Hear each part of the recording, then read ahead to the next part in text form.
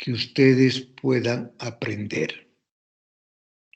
Vamos a ver todos los fármacos que se utilizan con mayor frecuencia durante el embarazo. Recuerden que no solamente estamos prescribiendo el fármaco para la mujer embarazada, sino que también, de alguna forma, este fármaco va a actuar sobre el feto. Cuando utilizamos la palabra fármaco, estamos utilizando de alguna forma como sinónimo de droga en el buen sentido o medicamento.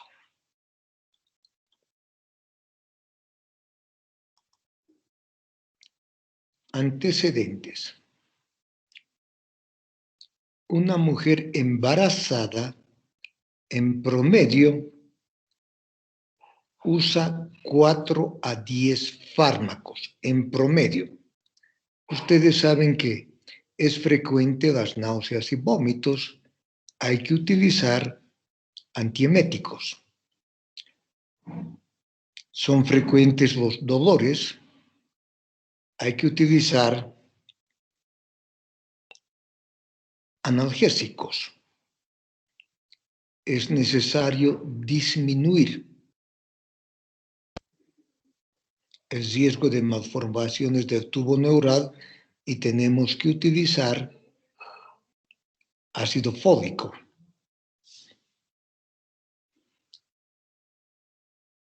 El embarazo predispone y produce, entre comillas, una anemia fisiológica. Tenemos que utilizar hierro. Por tanto, ustedes podrán ver que se utiliza con bastante frecuencia fármacos en obstetricia. Estos fármacos, de alguna forma, van a tener que llegar al feto y, lógicamente, la concentración de estos fármacos en el feto va a depender de la madre, va a depender de la placenta y va a depender del mismo feto. Por tanto, los fármacos van a tener cierta acción sobre el feto.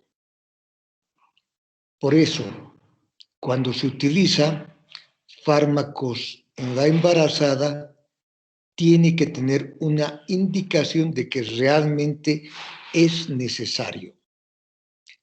Por otra parte, al utilizar fármacos en la embarazada, siempre debe ponerse la ecuación o la relación beneficio-riesgo. Entonces, si vamos a utilizar, el beneficio siempre debe ser mayor que el riesgo. Por otra parte, incluyen muchos factores para que los fármacos puedan llegar a la circulación fetal. Pero, principalmente, los fármacos liposolubles atraviesan con mayor facilidad la barrera placentaria. En cambio, los hidrosolubles lo hacen con mayor dificultad. Por tanto, los fármacos liposolubles son los que van a atravesar con mayor facilidad la barrera placentaria. Etiología de las malformaciones.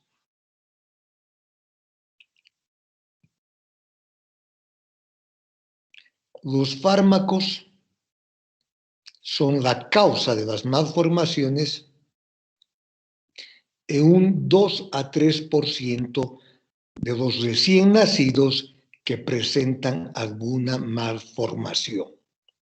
2 a 3%. La causa genética corresponde a un 25%. las cromosomopatías, por ejemplo, el síndrome de Edwards. Y el resto, o sea, la gran mayoría son de etiología desconocida. Indudablemente, por este 2 a 3% de las malformaciones debidas, malformaciones fetales debidas a los fármacos, debemos tener el máximo cuidado y evitar todos los riesgos posibles. Frecuencia de las malformaciones. Existen malformaciones mayores y malformaciones menores. Un 2 a 3% de las malformaciones, 2 a 3% de los recién nacidos va a presentar una malformación mayor. Por ejemplo, una malformación mayor es un labio leporino. Este sí es una malformación considerable. Y un 7 a 10% de los recién nacidos va a presentar malformaciones menores. Por ejemplo, las politelias son bastante frecuentes en las mujeres, que son pequeños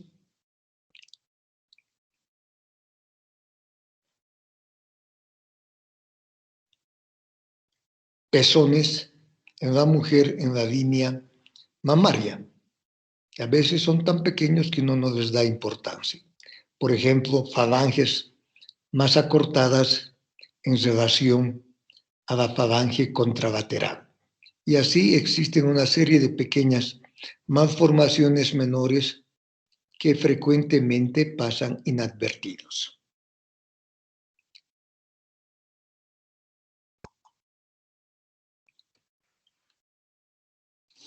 Factores que debemos considerar al administrar fármacos a una mujer embarazada. La farmacocinética, ustedes saben que estudia la acción que ejercen los fármacos en el organismo durante un tiempo determinado e incluye básicamente la absorción, la distribución de los fármacos, la biotransformación o metabolismo y finalmente la excreción de los fármacos. También es muy importante la dosificación de los fármacos. Conociendo la farmacocinética, teniendo en cuenta la dosificación, es posible calcular con bastante precisión la concentración de los fármacos en los diferentes tejidos del organismo. Es factible poder conocer la concentración de los fármacos en los diferentes tejidos del organismo. Y también es muy importante la edad gestacional en que se administran los fármacos. Y para esto, pues, dividimos en etapas. Uno, la etapa preembrionario. O sea que son los primeros días después de la fecundación. Y generalmente el preembrionario es hasta los 17 o 21 días después de la fecundación. Cuando se administran fármacos en estos primeros días del desarrollo preembrionario, el efecto de los fármacos es todo o nada. o evita que continúe la gestación o no ocurre absolutamente nada. Esto debido a que todavía no existe la diferenciación celular y las células de alguna manera todavía son totipotenciales.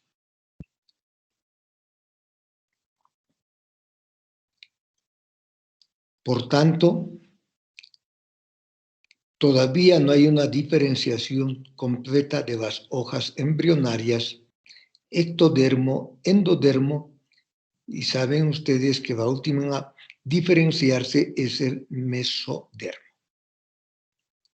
Por tanto, la acción de estos fármacos, repito, o causa daño completo o no causa ningún daño. El periodo embrionario, o llamado también de organogénesis, esta es la etapa de mayor riesgo para la producción de malformaciones. Se extiende desde el día 17 o 21, dependiendo de los autores, hasta el día 56 después de la fecundación, no a partir del primer día de la última menstruación, que normalmente utilizamos para determinar las semanas de gestación y la fecha probable de parto. En este caso, son a partir de la fecundación. Cuando se administran fármacos, y estos fármacos pueden causar daño al desarrollo embrionario, los daños más frecuentes van a ser en el sistema esquelético, el sistema nervioso central, el corazón, los oídos, los ojos. Repito, el periodo de mayor susceptibilidad, de mayor riesgo, es el periodo embrionario. Y los órganos o sistemas que pueden ser más afectados son el sistema esquelético,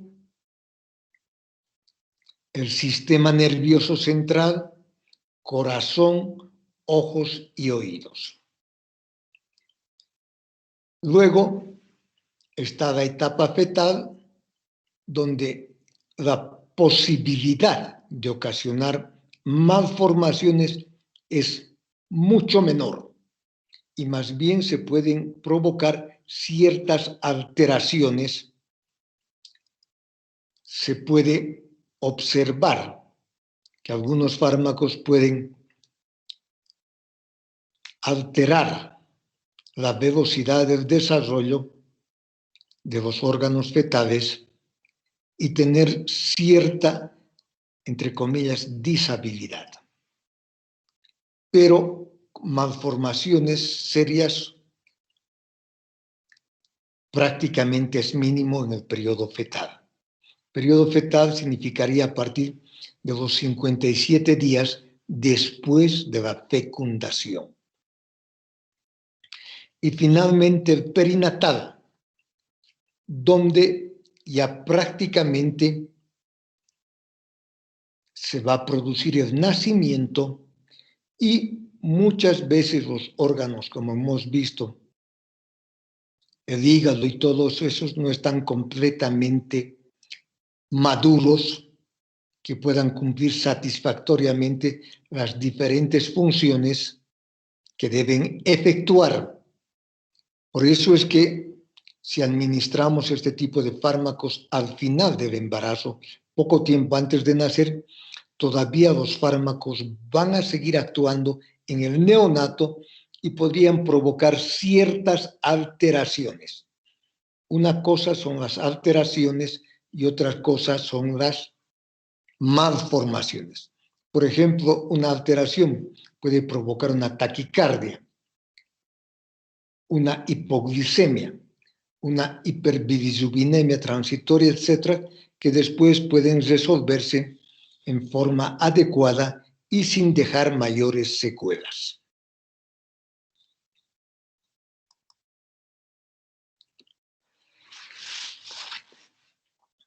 Ahora vamos a mencionar la clasificación de las drogas o fármacos durante el embarazo. Es una clasificación propuesta por la FDA de Estados Unidos el 2008. Actualmente esta clasificación se encuentra en revisión y es posible que pronto, quizás el próximo año o un par de años, exista una nueva clasificación para determinar el riesgo potencial de los fármacos durante el embarazo. Categoría A. Todos los fármacos que pertenecen a esta categoría A están establecidos como seguros. Son fármacos seguros que podemos utilizar durante todo el tiempo que sea necesario a la dosis adecuada e independientemente del primer, segundo o tercer trimestre. Entonces están establecidos como seguros. A estos podemos mencionar el ácido fólico, el aciclovir, el hierro, el sidobudine, que es un antirretroviral utilizado mucho en el VIH y se utiliza en el embarazo como muy seguro para evitar una transmisión vertical. Los fármacos que pertenecen a la categoría B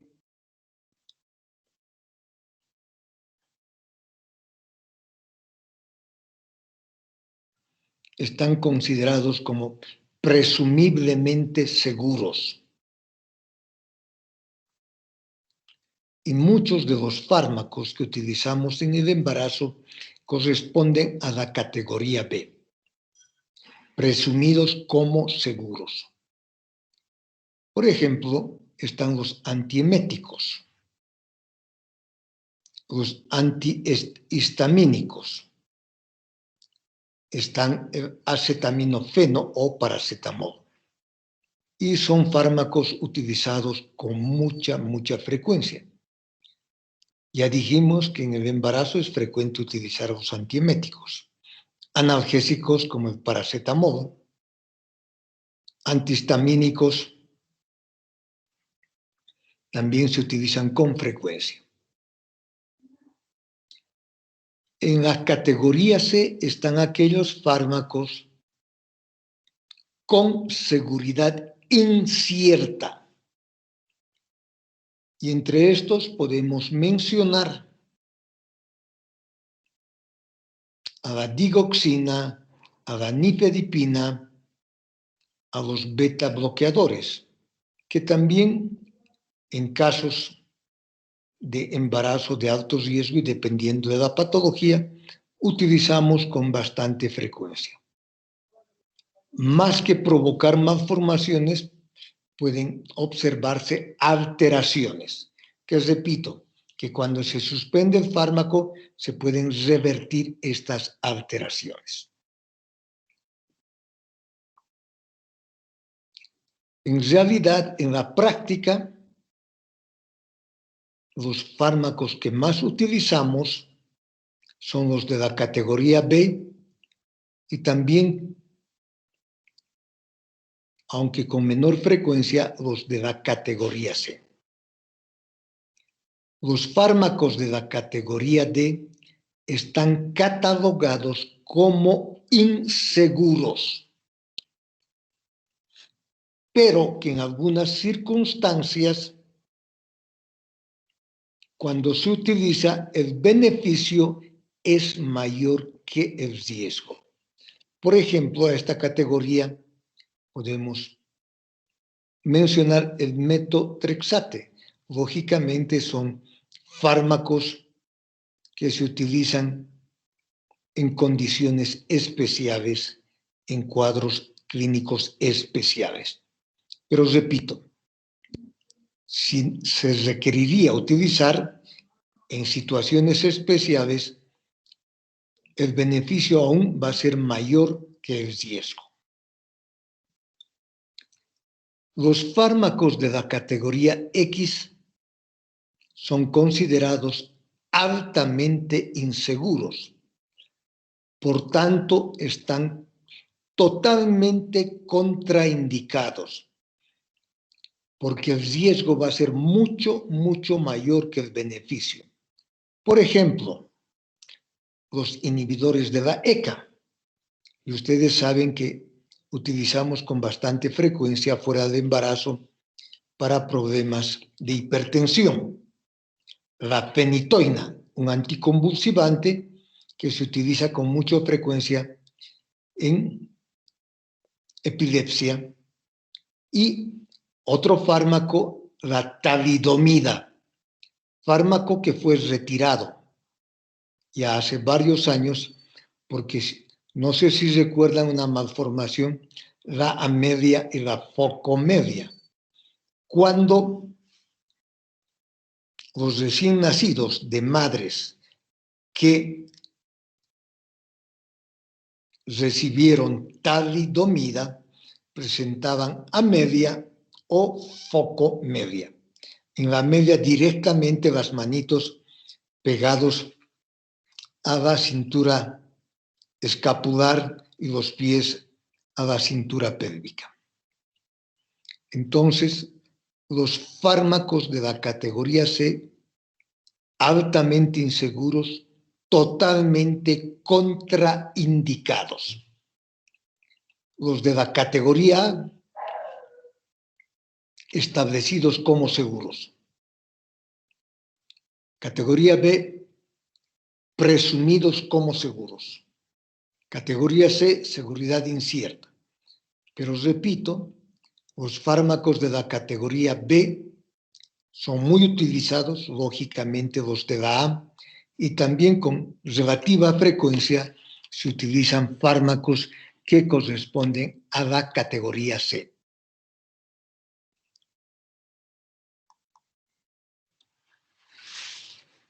Bueno, ahora vamos a ir viendo los diferentes fármacos debido a su acción. Y vamos a empezar con los fármacos antimicrobianos.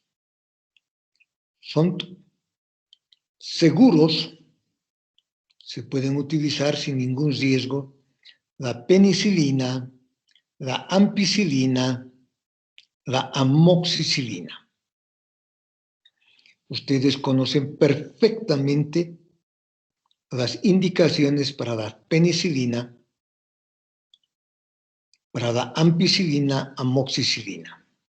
No hay ningún riesgo de provocar alteraciones y mucho menos malformaciones en el desarrollo embrionario fetal. La ticarcilina es una penicilina utilizada principalmente en casos de pseudomonas. Repito, la ticarcilina es una penicilina que puede ser utilizado en casos de pseudomonas sin ningún riesgo para el embarazo.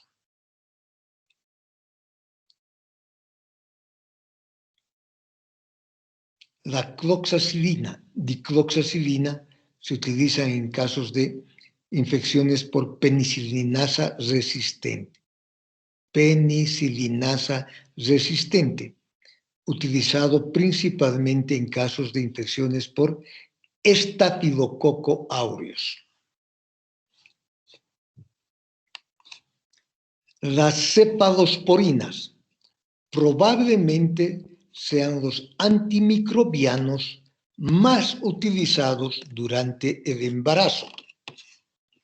Ustedes saben que hay cefalosporinas de primera generación,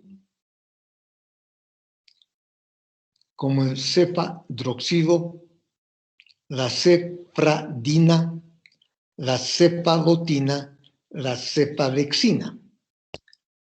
Si ustedes recuerdan, dijimos que una de las complicaciones médicas más frecuentes durante el embarazo eran las infecciones urinarias, y en las infecciones urinarias bajas o cistitis utilizábamos la cefalexina.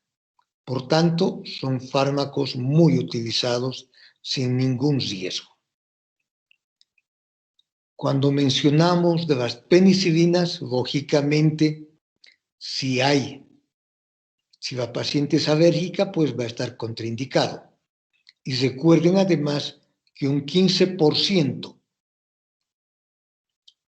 de las pacientes con alergia a la penicilina también tienen alergia a las cefalosporinas. Esa sería la contraindicación.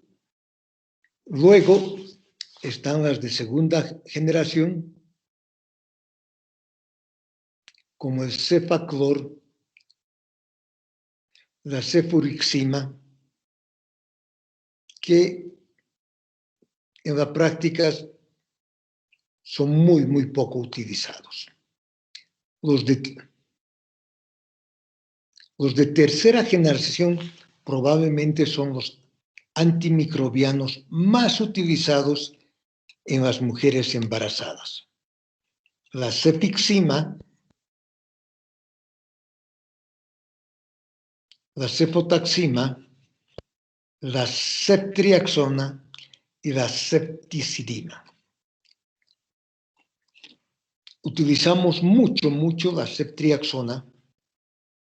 Recuerden que es el fármaco de elección para pielonefritis y para muchos procesos infecciosos de vías respiratorias. Para muchos casos utilizamos la ceftriaxona. La cefotaxima también, y también la cefticidima, que es seguro y se puede utilizar también para pseudomonas, igual que la ticarcilina. Por tanto, pues podemos utilizar estos antimicrobianos con mucha seguridad y para infecciones por diversos agentes etiológicos. La cuarta generación, cefalosporinas como la cefepima, que en nuestro medio se utiliza muy poco. Pero repito, se utiliza mucho dependiendo de la gravedad del cuadro clínico, cefalosporinas de primera y cefalosporinas de tercera generación. Menor gravedad, primera generación, y casos que revisten mayor gravedad, tercera generación. Luego también se pueden utilizar los macrólidos. Entre los macrólidos podemos mencionar la eritromicina, la acitromicina,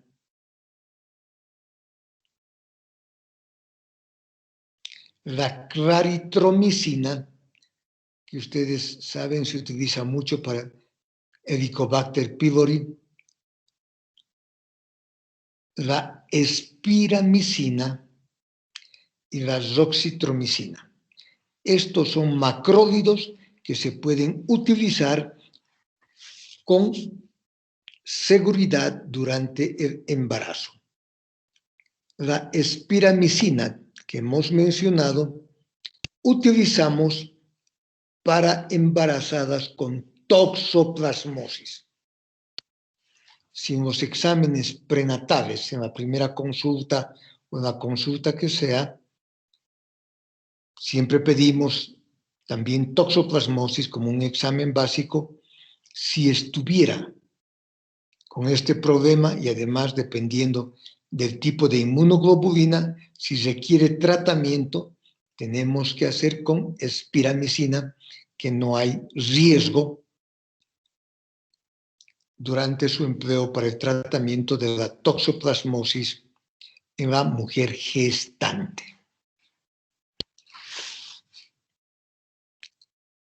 Luego están las lincosamidas, como la lincomicina, que tiene más o menos un espectro muy similar al de la eritromicina.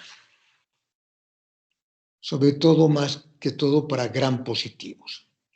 Y un derivado semisintético de la lincomicina es la clindamicina. La clindamicina, por tanto, es una lincosamida. Y ustedes saben que utilizamos mucho para gérmenes anaerobios. Para los anaerobios utilizamos la clindamicina. Y podemos utilizar por el tiempo necesario y a dosis plenas la clindamicina. Otro fármaco utilizado no solamente para parásitos como amebiasis, sino utilizados con seguridad para infecciones por anaerobios, es el metronidazol. Actualmente se sabe que no tiene ningún efecto deleterio sobre el embarazo. Por tanto, podemos utilizar con toda la tranquilidad necesaria, aunque algunos textos todavía recomiendan evitar su uso en el primer trimestre. Pero los últimos estudios dicen que no hay riesgo en utilizar el metronidazol, que junto con la clindamicina, pues, actúan muy bien contra gérmenes anaerobios. La nitrofurantoína es otro antimicrobiano utilizado para gérmenes gram negativos y principalmente para infecciones del tracto urinario bajo, con gérmenes gram negativos como Escherichia coli, Klebsiella, Proteus, con resultados satisfactorios. Solo evitar su uso en casos de deficiencia de glucosa 6-fosfato de hidrogenasa, puesto que van a provocar anemia. El ácido nalidíxico, fíjense, esta es una quinolona de primera generación, muy poco utilizado. También es útil en infecciones del tracto urinario. Se recomienda no utilizar en el primer trimestre, pero sí se puede utilizar segundo, tercer trimestre. Lógicamente, ahora existen fármacos más potentes para las infecciones urinarias, como la cefixima,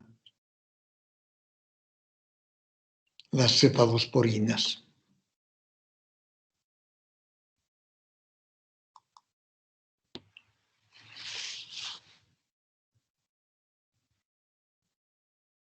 La espectinomicina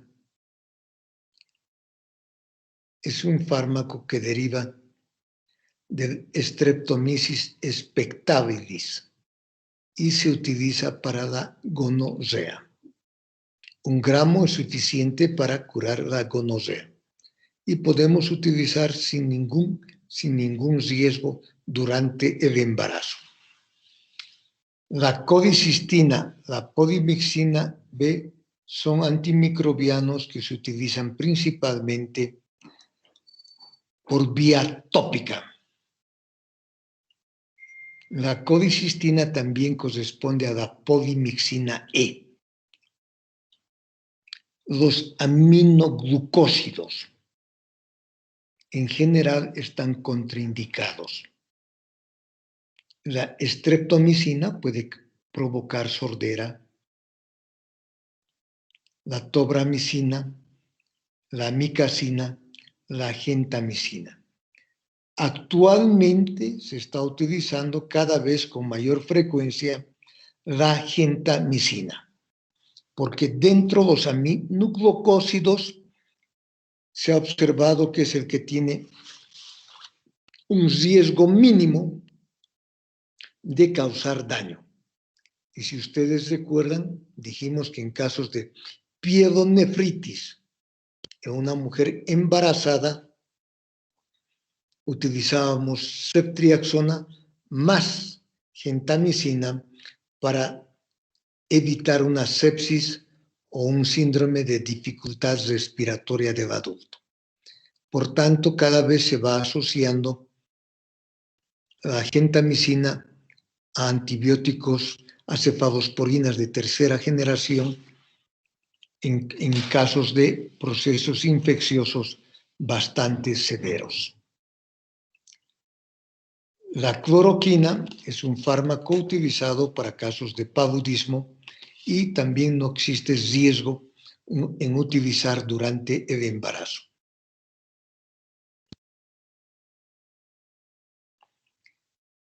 Como antivirales se puede utilizar la amantadina y el aciclovir. Sobre todo utilizamos el aciclovir durante el embarazo. No hay ningún riesgo. Podemos utilizar en cualquier trimestre por el tiempo necesario y a dosis plena. El aciclovir, la amantadina. Entre los fármacos antituberculosis están la isoniazida, que viene a ser el primer fármaco, la rifampicina y el etambutol. También no existe ningún riesgo para utilizar estos tres fármacos en forma simultánea en casos de tuberculosis activa. No existe ningún riesgo. Ustedes saben que inicialmente se utilizan los tres fármacos, pero que posteriormente pues, se utiliza solo la isoniazida más la rifampicina y deja de utilizarse el etambutol.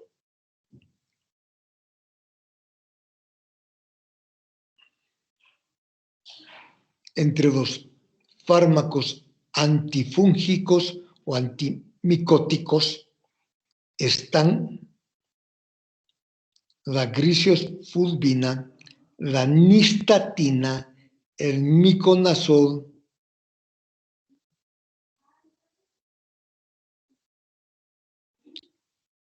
el cotrimazol.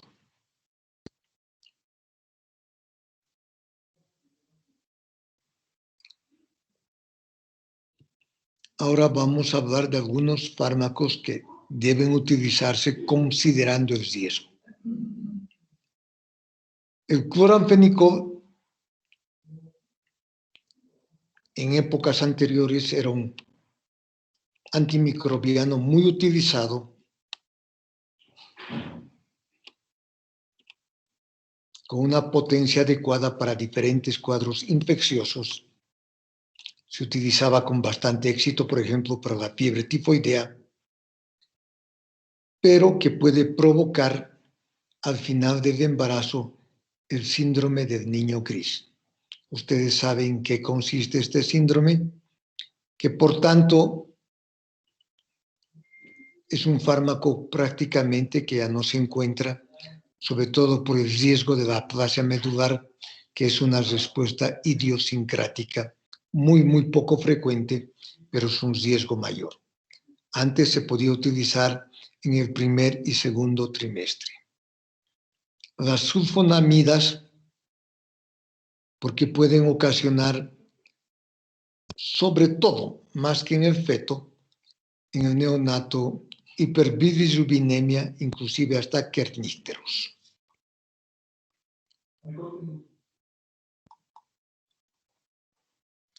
En cambio, los fármacos que están totalmente contraindicados son las quinolonas. Y ustedes saben que los quinolonas son también antimicrobianos muy utilizados. Por ejemplo, el ciprofloxacino, el levofloxacino para infecciones bastante serias y ante la norfloxacina, pero están completamente contraindicados las quinolonas, porque van a afectar la síntesis de ácidos nucleicos, que son muy importantes, y alterar sobre todo los cartílagos de crecimiento, principalmente su acción sobre los ácidos nucleicos. El trimetoprim, que es un antimicrobiano que también está contraindicado por su acción sobre el ácido fólico. La tetraciclina también está contraindicado por el daño, la decoloración que produce en los dientes. Y finalmente la doxiciclina, que también es un antimicrobiano muy utilizado fuera del embarazo, es una tetraciclina semisintética de amplio espectro que en el embarazo también está completamente contraindicado. Muy bien, al mencionar todos estos antimicrobianos, podemos ver que podemos utilizar para cualquier proceso infeccioso con toda la seguridad necesaria, sin ningún riesgo, sin ningún problema. Hay fármacos nuevos como el Astreonam, que también podemos utilizar en el embarazo sin mayor riesgo. Y así podemos ir asociando, si fuera necesario, para esquemas contra infecciones muy severas. Siempre vamos a encontrar el fármaco adecuado contra la infección precisa y además sin riesgos para el feto.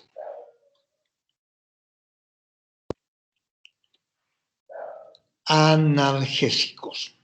Ahora vamos a ver otro tipo de fármacos que son los analgésicos, y entre estos podemos mencionar el paracetamol o acetaminofeno, que es su otro nombre. Es el analgésico más utilizado para alivio del dolor y además con acción antipirética.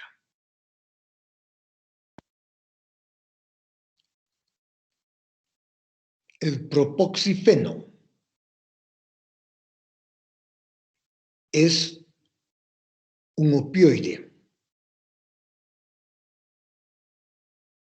un derivado sintético del opio con acción analgésica muy adecuada, muy potente, que anteriormente venía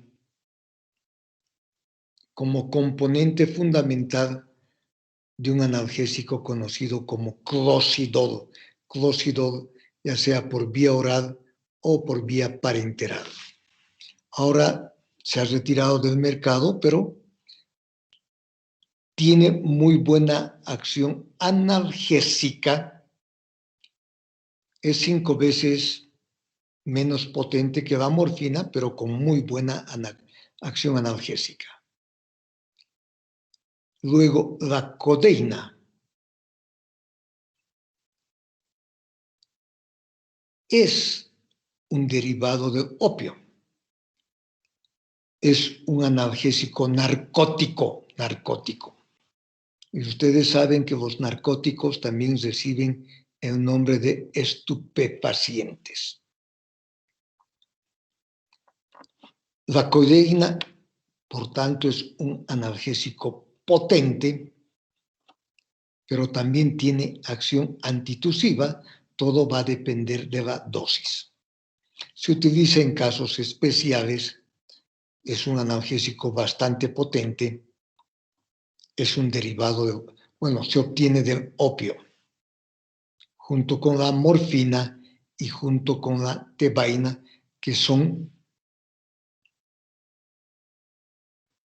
los metabolitos más frecuentes del opio. Y finalmente está el fentanil, que también es un derivado sintético del opio. El fentanil es mucho más potente que la morfina y por tanto tiene no solamente acción analgésica, sino también acción anestésica. Podemos utilizar con las precauciones necesarias durante el trabajo de parto, cuando no es posible tener una analgesia, ya sea un bloqueo raquídeo o un bloqueo peridural. Podemos utilizar el fentanil aún con el riesgo de que va a deprimir al feto. Pero repito, es muy, muy potente. Finalmente, la aspirina, aunque también tiene acción antiinflamatoria y por tanto vendría a ser estar entre los AINES. La aspirina no provoca ninguna malformación, pero sí puede prolongar el sangrado. Entonces hay que tener esa precaución para evitar el sangrado, pero malformación no provoca ninguno. Luego vamos a ver el grupo de los antieméticos. Decíamos que las náuseas, vómitos son bastante frecuentes en las embarazadas, sobre todo en el primer trimestre. Entre los antieméticos podemos mencionar la meclicina, que es un antihistamínico. La difenhidramina, otro antihistamínico. El dimenhidrinato, también otro antihistamínico. Podemos mencionar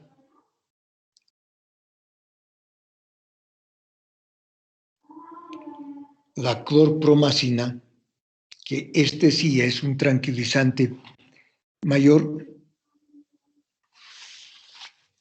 tiene acción también potente antiemética, es seguro en el embarazo.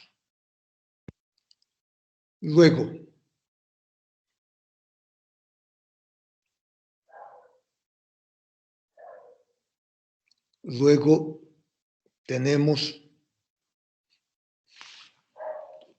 la metoclopramida, que es un antiemético y un procinético. La prometacina, el cloroteofilinato de clorfeniramina, que también es otro antihistamínico. Se pueden utilizar con mucha seguridad durante el embarazo estos antihistamínicos, estos antieméticos. Recuerden también que se pueden utilizar antieméticos mucho más potentes,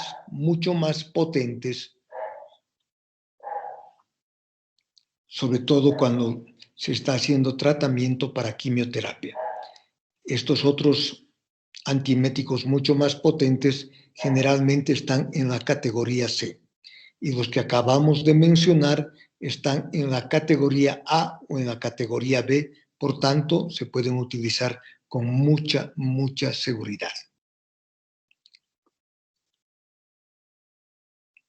Muy bien, los antihistamínicos y descongestionantes. Como antihistamínico, nuevamente la meclicina,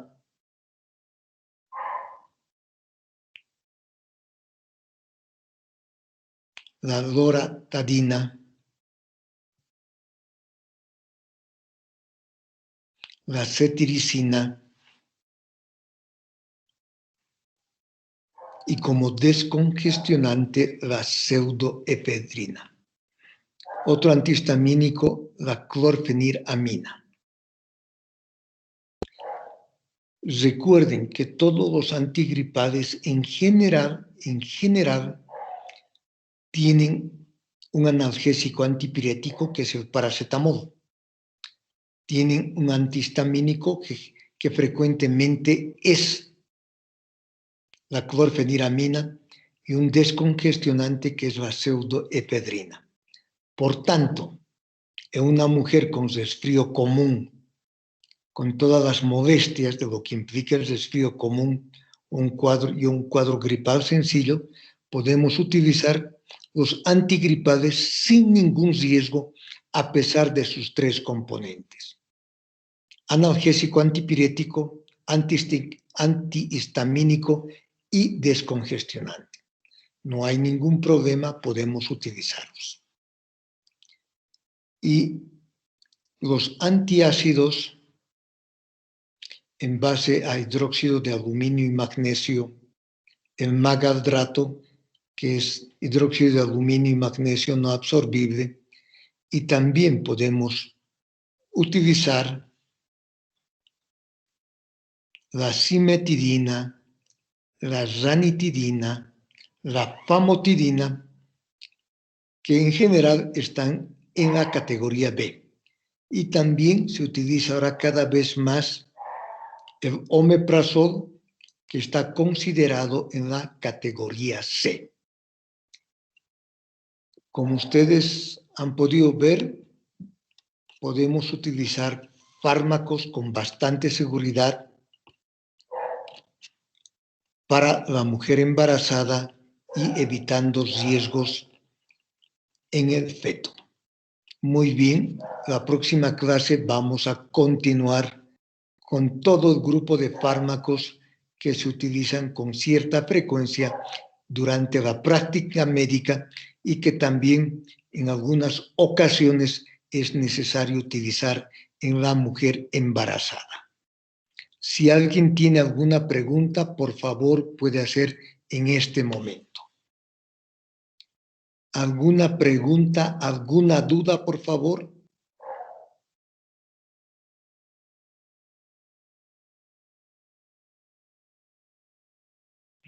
Creo que no, doctor.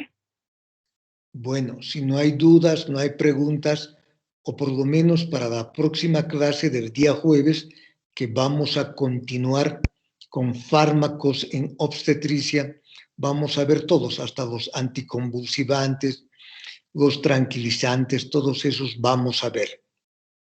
Entonces, si no hay otra pregunta, me despido de ustedes, que tengan buena noche y espero volvernos a encontrar el día jueves en la mañana. Que tengan buena noche.